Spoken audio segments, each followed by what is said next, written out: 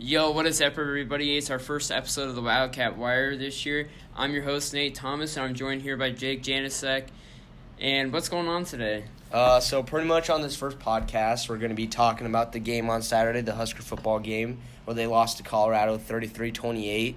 And honestly, there's a lot of topics. We got to talk about the quarterback situation, the lines, the secondary, and honestly, is Colorado even really a rivalry? Yeah, so we're just going to jump right into this. I know we got a lot to talk about. We're going to try and keep this as short as possible. But let's just kind of talk about the game first. You know, Nebraska got the ball to start the game. They turned it over on their first two possessions. Colorado was able to take advantage. And I think that was just kind of the storyline of the whole entire game. Colorado getting the most of missed opportunities by Nebraska. Yeah, pretty much. You know, the game started out 14-0. Greg Bell fumbled it on the first possession, which was kind of disappointing because, you know, Greg Bell, he's coming in. He's a graduate transfer. And then Adrian being just honestly a true freshman, they're kind of starting in the shadow of their own goalpost. He comes out and just fumbles it. So kind of disappointing, but, I mean, I kind of like how they were able to come back, though. Like, they didn't give up, especially with that 41-yard touchdown run by Adrian Martinez, and then they come back on a drive and tie it 14-14. So, but honestly, just those two turnovers kind of really pegged the game, I feel. Yeah, and I think the inability for Nebraska to actually create turnovers themselves. You know, they did have 7 sacks in that game. We'll talk more about the offensive and defensive lines because they were both outstanding in that game. But the inability to create a turnover that whole entire game, like they had multiple opportunities to get interceptions and they just couldn't take advantage of it. And turning the ball over themselves just kind of almost cost them the game in a way. Yeah, because they ended up getting 3 turnovers and did they turn it over on downs like 2 times or 3? Yeah, we'll get more into those 4th and 1s, missed runs by Nebraska here when we talk about the offensive line. But otherwise, I think this team looks very impressive. I think there's just a couple things that they need to improve on. Obviously, ball security. But, I mean, it's a good starting point to build for this whole entire era. It's just kind of annoying to see that we couldn't get a game in against Akron to kind of work out some of these bugs and stuff like that. We're trying to work them out against a good Colorado team in the very beginning. But, I mean, you can't be that mad with how the game went. Yeah, I'm not that mad, but you're right. Missing that first game is going to be a lot bigger than people think because pretty much they were working out those kinks at the start of the game with the 2 fumbles. And I know during the press conference yesterday, Maurice Washington said that it took him a couple plays to kind of get used to the speed. So, honestly, they just had to work out a couple kinks. They kind of got a little bit of the kinks fixed as they ended up going up 21-17 at half. It pegged the Nebraska team as a whole. Yeah, and so I think other teams having that opportunity to just kind of get their first games in. You know, Colorado played a very good game against Colorado State in their first game, and so they kind of already worked out some of the issues that they had inside the team. They had a week to fix their mistakes. Nebraska just didn't have that type of game feel. They didn't really know what they had to focus on. They didn't know what their biggest mistakes were, and so it was just kind of tough for them to get in a game against a team that's could be one of the best in the Pac-12 this year and trying to get everything going from that. But yeah, so pretty much, you know, the mistakes, but after like the mistakes and the 2 scores, how about that defense? The defense just, compared to last year, it's crazy to see how big of an improvement this team made over the course of 9 months when the season ended. And so just a lot of their tackling looks so much better. The defensive line looked just quite outstanding with 7 sacks on the day. But that's not including the linebackers that had multiple sacks. I know all 4 linebackers, Dedrick Young, Muhammad Berry, Luke Gifford, and Tyron Ferguson all earned their black shirts yesterday at practice. And it is well-deserved from them all. They all played absolutely outstanding. They played lights out. And that defense almost controlled most of the game, only allowing really, I mean, you think about it, 20-something point. Yeah. Not even 20 points against a good Colorado offense. Yeah, with those turnovers. But I really think you have to kind of give credit to Zach Duval and kind of like the lifting program, because honestly, we just seemed so much stronger. On both sides. On both sides of the ball. We just seemed so much stronger, and you really have to give credit just how much they were lifting. Like, I know some players said that the Mike Riley lifting program, strength and conditioning and everything like that, wasn't really good at all. But with Zach Duval coming in, just completely has changed the whole team. And it's really going to be exciting to see how Nebraska goes forward. Because basically, like, honestly, people are mad about them losing, but there's so much potential from this team. It's pretty amazing.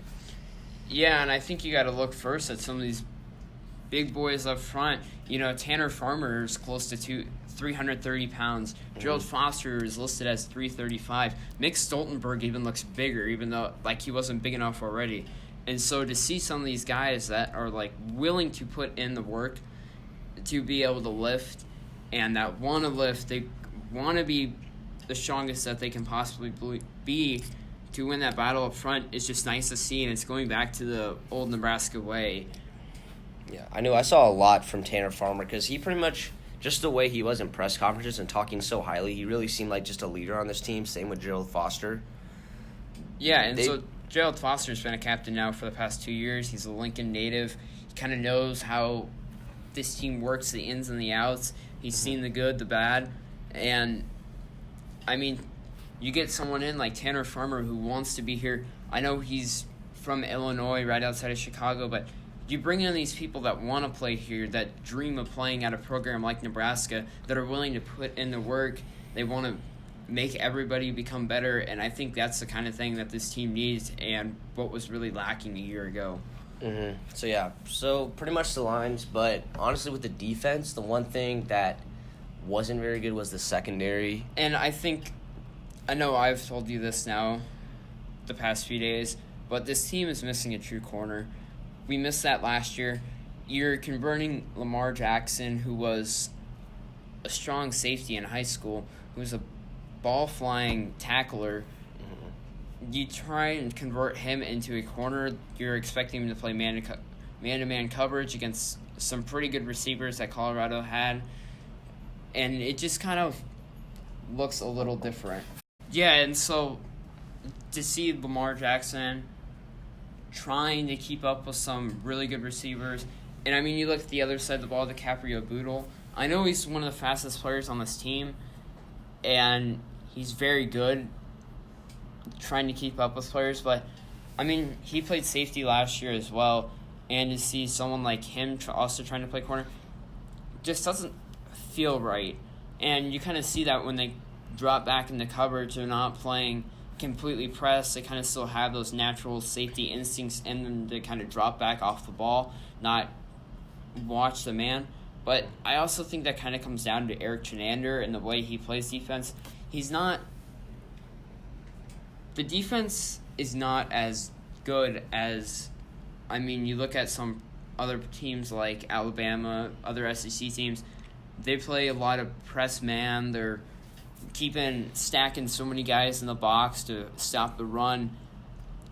And it's almost like a conservative defense out in the secondary, and they really don't want them to make mistakes with the way that they play. Yeah, you could really see that because I know you and me both went to the game, and it was really hard to see that sometimes on those corner routes or sometimes on, like, when they were just going out for routes, we would let them catch the ball, and then we'd go tackle them. Like, we'd always kind of, like, play off and not really put a play on the ball.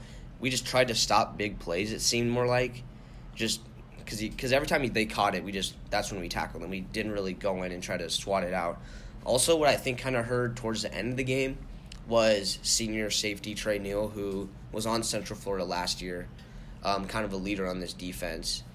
He ended up going to the locker room before the fourth quarter, and that I feel that kind of led to that big play at the end of the game where Colorado ultimately won 33-28 because they had a safety in there. And I remember he said yesterday that the safeties didn't do their job on that play. Yeah, and the play that we were talking about is that pass interference late inside that game where Antonio Reed came up the top of the field, and I guess if you want to say hit the receiver, I guess it's not really a big hit. It's not a play that like everyone's going to be like, oh my, look at that. Like, it just seemed like an off-cue mistake, and I think a lot of people are saying, well, that wasn't a penalty, that wasn't a penalty. We go back and we see the play. I think we kind of agree that was a penalty. Yeah, but my stance on it was it's only called about 50% of the time. Refs don't usually call it, especially in that spot of the game. The refs don't really make that call. So it's just kind of disappointing that had happened in Nebraska there, and that was kind of the defining moment because it would have been 4th and 24. Yeah, it would have been 4th down for Colorado and a country mile. Yeah. And it would have took a lot for them to come up with big plays like that. But I think we saw in that game where they converted multiple plays like that, 3rd and longs, and they were able to pick up most of those, if not all the yards, and move the chains. And I think that kind of goes back, like, the conservative play style by those safeties and corners. They're not trying to press up on those guys. Like, they were more concerned about the play over the top than the chunk yardage Colorado consistently got on the side of this team. Mm-hmm. So, yeah, that's pretty much good with the defense. Now let's kind of look at the offense side of the ball. Overall, I think the offense did play well. The offense looked great on that first drive. Everybody was so pumped to kind of see this new-look offense come out on the field. They're ready to see someone like Adrian Martinez, the freshman quarterback, the first true freshman quarterback to ever start a season opener in Nebraska history. And he is so spoken highly of by everybody. And he looked ready to play. This offense came out firing on all cylinders, and until that turnover, they got all the way down to the 20-yard line. And I think we can't forget that. It's just kind of Greg Bell took a helmet to the ball and wasn't able to hold on to it. But other than those 2 fumbles, this offense really looked very good. Yeah, the offense did. Adrian Martinez, he really impressed me in that game. He seems like probably the most athletic quarterback that Nebraska had in a while. I think he's more athletic than Taylor Martinez. I think he's more athletic than Tommy Armstrong. Like, he's one of the better quarterbacks we've seen in a while. Yeah, and it's been quite a while since we've seen a quarterback run around like he has, just going full in on plays and stuff like that. And I think that's almost what led up to his injury that we'll talk about here in a couple more minutes. But I know it's just kind of crazy to see an offense moving as fast as they were. They were snapping the ball with more than 20 seconds left on the play clock and transitioning from a pro-style offense where you're moving down the field at a pretty fast rate, but you're also taking a lot of time in between plays to kind of regroup and get your next set right. And to see a team move as fast down the field, like, they're full-on sprinting. If they're going 20 yards on that play, they're sprinting up to the next line. They're running no-huddle offense. They're ready to get the ball snapped again and move forward. Yeah. There's one thing I want to kind of mention, though, is the 4th and 1 plays. Me personally, I know Scott Frost doesn't really want to use a fullback at all, and I understand that. But on the 4th and 1s, they were doing a shotgun kind of they were doing shotgun, and they had wide receivers out. And kind of on that line, Colorado, it was kind of like 9 versus 7 up front there. And I feel that kind of, I don't know, maybe not, like maybe bringing in some like extra people up front to kind of like when you're running up the middle, because they pretty much ran up the middle there. And it was 9 Colorado players versus 7 Nebraska up front. And I think that kind of hurt them on those 4th and 1 plays. Yeah, and you looked at it, and, they're taking timeouts before those plays, like, kind of thinking about their decisions that they want to make. Like, if you're going to try and run a play like that on a 4th and 1, you need to get up to the ball quick. You need to not make a substitution so the defense does not know kind of your play style on that play. Or you kind of want to take that time, bring in your right set, maybe play like an I formation with the fullback, like you said. Even running a quarterback sneak with Adrian Martinez on that play, because they weren't 4th and like 1 3/4 of a yard. They were like close to 1 3/4 of a yard. Like, that was easily manageable if you stack 7 guys up on the line and just run the ball with Adrian Martinez behind Cole Conrad, the center. and you're close to picking up a first down on those plays. Mm-hmm. Yeah, that's just one thing. But we need to go towards kind of like the end of the game. This could have been maybe even another deciding factor, was when Adrian Martinez ran on I think it was a play action or like QB run, and when he went on the ground, it seemed that if a Colorado player maybe twisted his leg a bit. Yeah. What's kind of like your thoughts on that? Yeah, so originally the play it didn't look that bad, and everyone in the stadium just saw Adrian Martinez laying down on the play, and you could just hear, like, gasp for air on this team. This team has one scholarship quarterback in Adrian Martinez and only two backups that are both walk-ons, Andrew Bunch coming from Tennessee and Matt Masker, a freshman from Kearney. And we were just kind of in, like, a weary state, like, what's going to happen now that you pull out a big part of this offense? What's going to happen? Andrew Bunch came in and looked, in my mind, he looked pretty good. Yeah, he was pretty confident. It just kind of stinks that on the 3rd and 16 that they have, he threw a pass to J.D. Spielman, and J.D. Spielman dropped it, which that could have ended the game for him.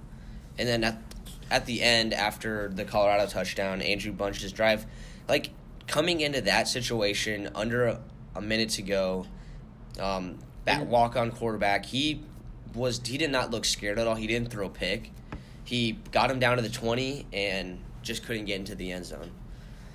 Yeah, and, I mean, it's just kind of one of those things, like, you're not running off of your talent, I feel like, at that point. Like, you're just kind of, like, your nerves are kind of taking over your brain, like, what am I going to do here? This is his first, like, true game experience. He's not coming in the second half with no pressure on him. The team up 40 points in the fourth quarter. Like, this team's down with a minute and a half left trying to score a touchdown to win the game against, I mean, I'm not going to say a rival in Colorado, but a team that this team has, Nebraska as a school, has played against many times. They kind of know what they're getting into in this game. Yeah, but, I mean, give credit to Andrew Bunch. Honestly, I think he kind of has been in a situation like this. He's a 3-year starter at his high school, won 3 state championships. So I think he was kind of ready for, like, a situation like this. Like, he's been here before. He didn't really look nervous, which is really encouraging in case he has to start against Troy with the injury to Adrian Martinez. But let's kind of talk about that. To me, the injury on Adrian Martinez didn't look good. It looked like number 44 on Colorado kind of twisted his leg a bit. Do you feel that it was intentional or an illegal play by the Colorado defender? And you look at the video that Andrew Ward from Lincoln News Station had on that play, and it looks very intentional that the linebacker from Colorado just came up behind Martinez, grabbed his leg after the play was over, and just kind of tried to twist it to make him a little uncomfortable, to get him out of the game so Colorado had the best opportunity to win. And I think Nebraska has that same kind of opinion on it. They have turned in the play to the Big Ten and Pac-12 conferences for review. I know Colorado's spokesman said that, oh yeah, the play was completely legal. We got everything back from the conference, but the conference released their statement like, hey, pump the brakes here a little bit. We just got this play a couple of hours ago, and we really haven't had time to look at this. But there's something interesting in that, and I kind of want to see what the officials have for their kind of put on it. Like everyone says, well, look at Ndamukong Suh, what he has done, and plays like that. But I think that's kind of different. Suh really didn't have any, like, dirty plays like this inside of his college career. You look at maybe one play against Missouri, but really everything else was him kind of showing his physical dominance over everyone else in those games. Yeah, just the good thing about this whole situation is that Scott Frost said at the press conference yesterday that they got the best news they could get. He's day-to-day on his knee injury and could play this Saturday. So that's really good that it didn't do anything like ligament damage, because if it did, then I feel this Colorado player should have been like suspended almost the whole season if he did something that bad. Yeah, we'll have to see what kind of punishment there is, if there is any for that Colorado player, if there is anything for the school. Maybe after that play they look into an investigation, maybe to talk about this team, talk with some of them, like what was the motive behind a play like that. But, no matter what, Nebraska is going to have to move on. Mm-hmm. Adrian Martinez has a shot at playing this weekend, but even if he doesn't, we've talked both about Bunch here. Yeah, I think we both have confidence that Andrew Bunch could lead us to a victory in this game. Yeah, especially against Troy. Troy, I think they're 1-1 on the year. They lost to Boise State. They got handled by Boise State. Yeah, they got handled. But I'm saying, they're not a horrible team. They beat LSU last year, but ultimately I think Nebraska will beat them. It kind of stinks that they lost to Colorado 33-28, and it stinks that they had to lose to Colorado, who kind of is our little brother.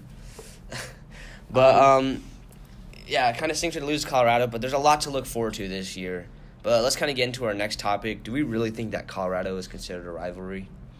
You have to look at this and say no on the fan of a Nebraska perspective. Nebraska has, I believe I saw this last night, the all-time series now is 40-19 with 2 draws.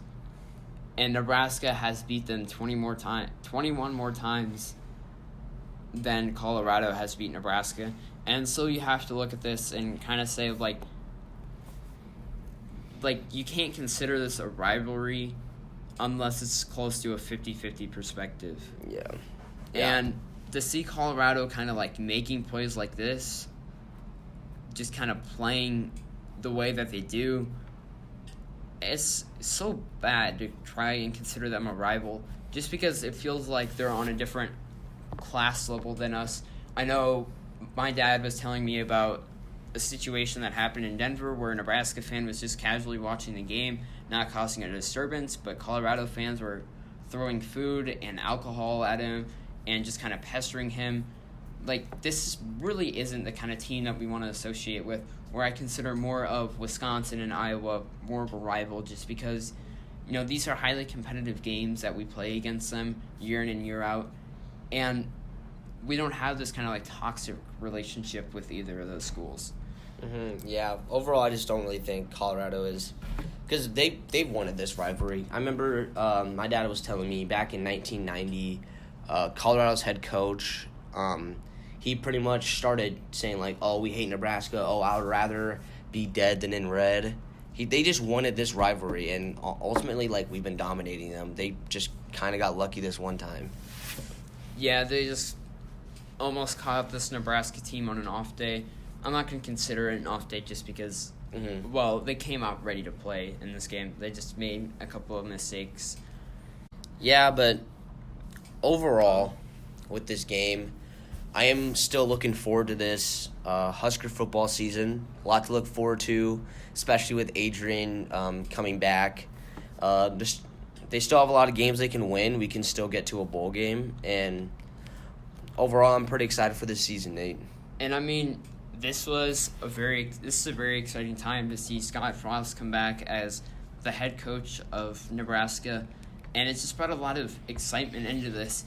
And I was thinking before the season, our only losable game this year that we really don't think we have a chance should be Ohio State. Otherwise, we have a chance in our other 9 games that we have on our schedule for the rest of the year.